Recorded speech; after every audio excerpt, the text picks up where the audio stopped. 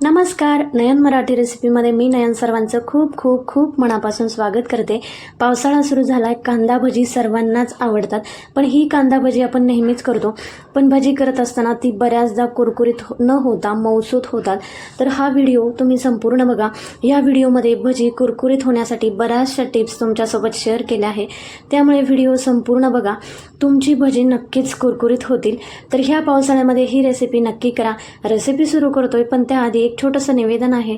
नयन Marathi recipe या चॅनलवर तुम्ही नवीन असाल तर चॅनलला सबस्क्राईब करा आणि व्हिडिओ खालील घंटीचं बटन दाबायला विसरू नका, म्हणजे नवीन व्हिडिओचे नोटिफिकेशन तुम्हाला सर्वात आधी मिळतील. आज आपण पावसाळा स्पेशल कुरकुरीत कांद्याची भजी बनवतोय.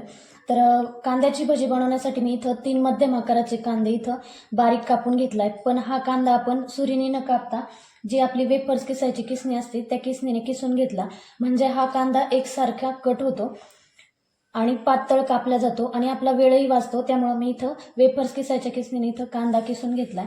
त्यानंतर मी इथं 1 वाटी बेसन घेतलं, पण आपण जेवढं पाहिजे तेवढंच बेसन यात वापरणार आहे. त्यानंतर 2 चमचे तांदळाचं पीठ घेतलंय, अर्धा चमचा जिऱ्याऐवजी तुम्ही जिरे पावडरही घालू शकता.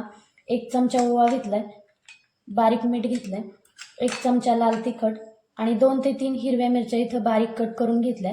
त्यानंतर थोडीशी कोथिंबीर बारीक कट करून घेतली. भाज्यासाठी लागणार आपण साहित्य इथं बघितलं. इथं आपण लाल तिखट वापरतोय, याऐवजी तुम्ही हिरवी मिरची वापरू शकता. हिरवी मिरची आणि लसूण घातला की का आपल्या भाज्यांना टेस्ट आणखी छान येते, त्यामुळे तुम्ही हिरवी मिरची घालू शकता. मी इथं लाल तिखट घेतलंय. आता यानंतर आपण कांद्याला मीठ लावून घेतोय. आता आपण जो कांदा कट करून घेतला त्याला आपण मीठ लावून घेतोय. आपण हे भजे कुरकुरीत करतोय, त्यामुळे आपण इथं बेसन पिठाचा वापर कमीत कमी करणार आहे. तर त्यासाठी आपण इथं कांदा जास्त घेतलाय आणि आपल्या भज्याच्या अंदाजानुसार इथं मीठ घालायचंय. आपण जेवढं भज्याला मीठ घालणार आहे तेवढं सगळं मीठ आपण ह्या कांद्याला चोळून घ्यायचंय. आपण किती प्रमाणात भजे करणार आहे त्यानुसार मिठाचा अंदाज घ्यायचा आणि सगळं मीठ आपण या कांद्यात टाकून घ्यायचं, म्हणजे मग आपल्याला एक मिठाचा अंदाज येतो. इकडं काय थोडं मीठ आणि तिकडं थोडं, म्हणजे आपल्या मिठाचा अंदाज बिघडतो.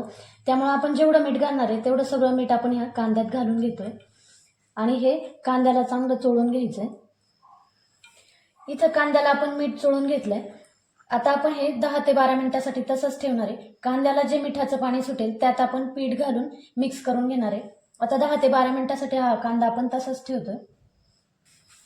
10 ते 12 मिनिटानंतर आपल्या कांद्याला छान असं पाणी सुटलंय. यानंतर आपण आता बाकीचं साहित्य टाकून घेतोय. तर आपण इथं 1 चमचा ओवा घेतलाय, तर तो हातावर थोडासा क्रश करून टाकायचा, म्हणजे त्याचा स्वाद आपल्या भज्यांमध्ये छान येतो.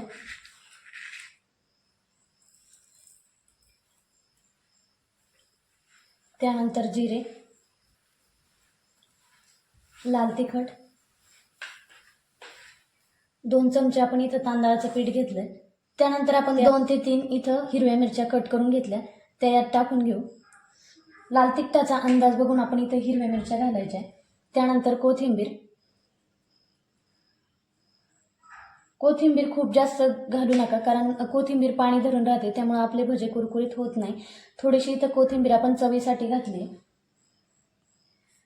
आता यानंतर आपण जसं पाहिजे तसं बेसन यात घालणार आहे. तर मी इथं आधी 2 ते 3 चमचे टाकून घेते.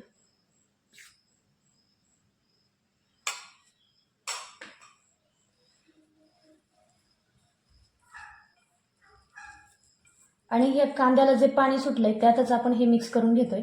अगदीच गरज वाटली तर आपण 2 ते 3 चमचे इथं पाणी घालणार आहे.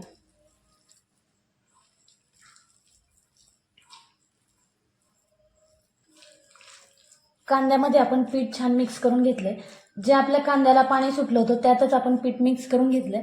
आता हा चमचा तुम्ही बघू शकता पोह्याचा, हे 3 चमचे मला इथं बेसन पीठ लागलंय आणि 2 चमचे आपण इथं तांदळाचं पीठ घेतलं होतं. तर एवढ्या 3 मध्यम आकाराच्या कांद्यासाठी एवढं पीठ पुरेसं होतं.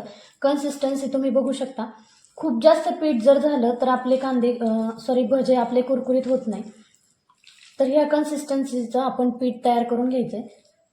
आता यानंतर आपण भजे तळून घेतोय. भजे तळण्यासाठी मी इथं तेल गरम करायला ठेवलंय. तेल मध्यम गरम झालंय. आपण थोडंसं एक कांदा यात टाकून बघू. अगदी 1 सेकंदानंतर तो वर येतोय, म्हणजे आपलं तेल छान गरम झालंय. तेल खूप जास्तही गरम करू नका, या पद्धतीचं मध्यम असं गरम करून घ्यायचंय. आता यानंतर आपण भजे सोडतोय, पण भजे सोडण्याआधी मी ह्या पिठामध्ये अगदी चिमूटभर इथं सोडा घातलाय. सोड्याऐवजी तुम्ही गरम तेल घातलं तरी चालेल. आता छोटे छोटे भजे आपण सोडून घेतोय.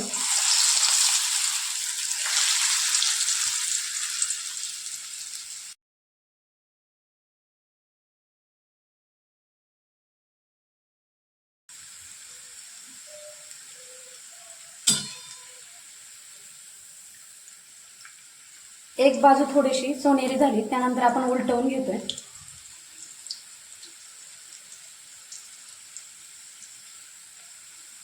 भजे तळत असताना आपल्याला गॅस मध्यम ठेवायचा आहे.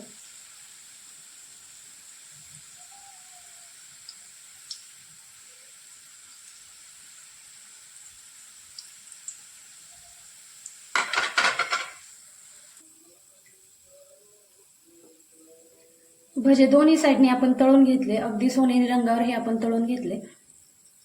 असं तेल निथळून घ्यायचं आणि एका डिशमध्ये काढून घेऊ.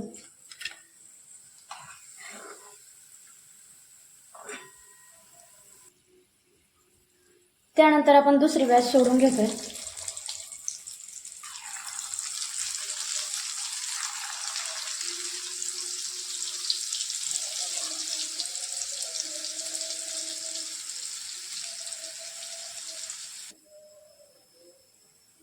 या पद्धतीने आपली दुसरी बॅच तळून झाली. राहिलेले भजे आपण याच पद्धतीने तळून घेऊ. या पद्धतीने आपण सगळे भजे तळून घेतलेत. या पद्धतीने पावसाळा स्पेशल कुरकुरीत अशी आपली कांदा भजी तयार झाली. कांदा भजी आपण कायमच करत असतो, पण आपले भजे कुरकुरीत होत नाही. तर यासाठी ह्या व्हिडिओमध्ये बऱ्याचशा टिप्स तुमच्यासोबत शेअर केल्या आहे.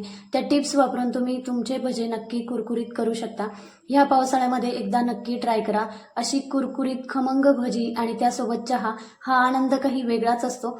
तो आनंद ह्या पावसाळ्यात तुम्ही नक्की घ्या आणि एकदा रेसिपी ट्राय करा. अगदी कमी साहित्यात आणि झटपट होणारी ही कुरकुरीत भजी एकदा तयार करून बघा आणि रेसिपी आवडल्यास एक लाईक नक्की करा. पुन्हा भेटूया अशाच एका खमंग रेसिपीसोबत. तोपर्यंत बाय बाय.